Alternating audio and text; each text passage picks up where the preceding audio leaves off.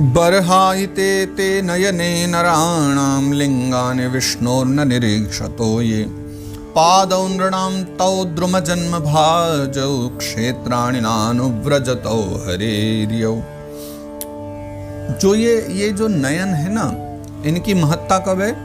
लिंगानि विष्णोर न निरीक्षतो ये, भगवान विष्णु के जो लिंग यानी प्रतीक हैं। कौन कौन से प्रतीक? जैसे मूर्ति हो गई, मंदिर हो गए, तीर्थ हो गई, नदियां हो गई, पर्वत हो गए, जो भगवान के प्रतीक हैं। जैसे गिरिराज जी भगवान हो गए, है ना, गंगा मैया प्रतीक हो गई। तो इस प्रकार के हमारा मंदिर हो गया। तो इस प्रकार के जो प्रतीक चिन्ह हैं, जो इनका दर्शन नहीं करती, उसकी आंखें कैसी हैं कि बर्हायिते ते नयने नराणाम। बर्हायिते शब्द का प्रयोग आपको याद होगा, भागवत जी में कई जगह है। बर्हा पीड़म नटवर वपुः कर्णयो कर्णिकारम। बर्हायिते का मतलब होता है मोर पंख। मोर पंख आपने देखा? मोर पंख जो होता है, मोर के पंख हैं, उनमें एक नेत्र बना रहता है। आपने दर्शन भी किया होगा। क्या वो नेत्र से कुछ देख पाता है मोर? या कोई काम का है वो नेत्र? सुंदरता तो बहुत है, पर काम का तो कुछ भी नहीं है ना। तो अगर आपके ये नेत्र ही ठाकुर जी के प्रतीक चिन्हों का दर्शन नहीं कर पा रहे हैं ना, तो ये मोर के उस पांख के समान है जिनसे देखा नहीं जाता है, सिर्फ शोभा के काम आता है। आपके नेत्र भी बस शोभा के ही काम आ रहे हैं, दर्शन तो आप कुछ करते नहीं उनसे। और पादौ नृणाम तौ द्रुमजन्म भाजौ क्षेत्राणि नानुव्रजतो हरेर्यौ। और फिर पैर, अगर आप कहीं ठाकुर जी के धाम नहीं जा रहे, मंदिर नहीं जा रहे, तीर्थ नहीं जा रहे, तो आपके पैर भी होना ना होना एक से ही है। ऐसे जैसे एक वृक्ष होता है, उस वृक्ष की जड़ें तो कितनी सारी होती, फैल जाती हैं, कितने सारे पांव हैं उसके, कोई काम के हैं क्या? बेचारा जा तो कहीं सकता नहीं। तो ऐसे ही आपके पास तो दो भी बेकार ही हैं। जा तो आप कहीं रहे नहीं, घर में पड़े पड़े अपने खा पी रहे हैं और सो रहे हैं। ऐसा जीवन बेकार ही तो है, क्या लाभ है उसका? इसीलिए सुखदेव बाबा कह रहे हैं कि चरणों की भी महिमा जब है, जब ठाकुर जी के मंदिर आदि का सेवन किया जाए, वहां जाया जाए। और आगे वो कहते हैं, ये सारी बातें सौनक मुनि कह रहे हैं सूत जी के सम्मुख, यानी खुद ही बतला रहे हैं कि हमें क्या क्या करना चाहिए। आगे वो कहते हैं, जीवन छवो भागवतांघ्रिरेणुम न जातु मर्त्योभिलभेत यस्तु श्री विष्णु पद्या मनुजस्तुलस्या स्वसन छवो यस्तु न वेद गंधम।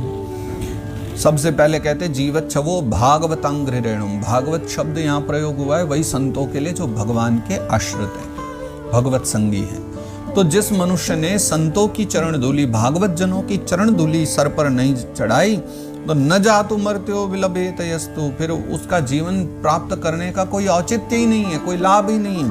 वो तो जो है जीता हुआ भी मुर्दे के समान है।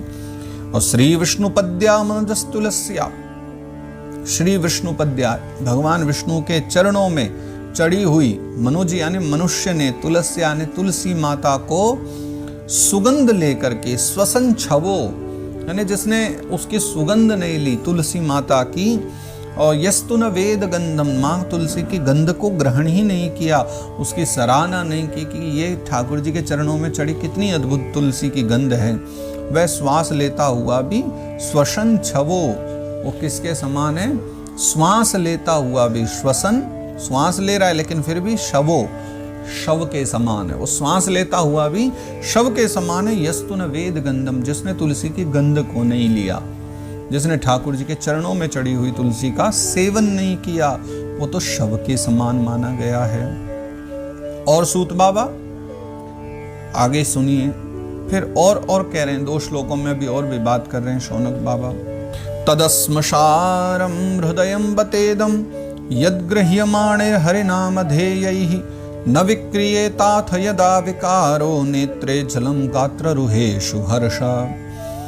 वो हृदय नहीं, वो तो लोहा है। इतना कठोर लोहा ही तो हो सकता है कि भगवान के नामों का श्रवण करे, कीर्तन करे और तब भी उसका हृदय न पिघले। तो कोई लोहा हृदय ही हो सकता है, लेकिन जिनका प्रिय हृदय, साधारण सामान्य हृदय भी हो, है ना, ठाकुर जी के प्रति भाव हो, श्रवण कीर्तन करने पर जो है उसका हृदय पिघल जाता है। और जब हृदय पिघलता है तो नेत्रों से अश्रु छल छला जाते हैं, प्रेम में पढ़ करके। ऐसे ही नहीं, प्रेम के द्वारा जब कथा सुनी जाए तो नेत्रों से आंसू छलकने लग जाते हैं। और फिर क्या हो जाता है? नेत्रे जलम गात्र रुहेषु हर्षा। गात्र यानी जो शरीर है ना, रोमांचित हो जाता है, रोमांच भर आता है शरीर में, इतना ज्यादा प्रिय जिसको लगे वही शुद्ध हृदय वाला व्यक्ति कहा गया है। और शौनक बाबा कहते हैं, अथाभिधेयंग मनोनुकूलम प्रभाससे भागवत प्रधानः यदा हवैयासखिरात्म विद्या विशारदो नृपतिम साधु पृष्टः। और हे प्रियसूत जी, हे हमारे साधु, हे प्रियसूत, ये आपकी जो वाणी है ये तो हमारे हृदय को भर देती है प्रेम से, मधुरता से। अथाभिधेयंग मनोनुकूलम, मधुरता से भर देती है। इसलिए अब हम आपसे एक प्रश्न करते हैं कि भगवान के जो परम भक्त हैं, ब्रह्म विद्या को जानने वाले, आत्मविद्या विशारद हैं, जो शुकदेव जी हैं, परीक्षित के प्रश्न जो किए गए हैं, उन सुंदर प्रश्नों को सुन करके उन्होंने जो कुछ भी कहा है, फिर दोनों के मध्य में जो संवाद हुआ है, वह संवाद अब आप कृपा करके हमको बतलाइए। और ऐसा कह करके इतने सारे श्लोकों में प्रार्थना करके तब यहाँ पर जो है शौनक बाबा चुप हो जाते हैं। और इसी के साथ ये तीसरा अध्याय जो है वो यहाँ विश्राम ले लेता है और तृतीय अध्याय यहाँ पर विश्राम हो जाता है। जय जय श्रीमद् भागवते महापुराणे पारमहंस्याम संहितायाम द्वितीय स्कंदे तृतीयोध्यायः। तो इस प्रकार श्रीमद् भागवत जी के महापुराण इस परमहंस संहिता में द्वितीय स्कंद का यह तृतीय अध्याय समाप्त होता है। और आपके लिए तो आज की वीडियो ये यहाँ विश्राम होती है। कल जो है आप चतुर्थ अध्याय श्रवण करना आरंभ करेंगे।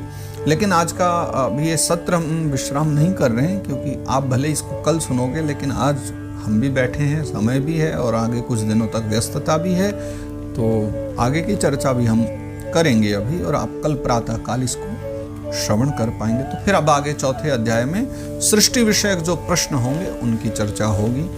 तो कल आप इसको श्रवण कीजिए और पुनः फिर चतुर्थ अध्याय का हम आरंभ करेंगे। श्री परमात्मने नमः, श्री परमात्मने नमः। श्री गोवर्धननाथ की जय।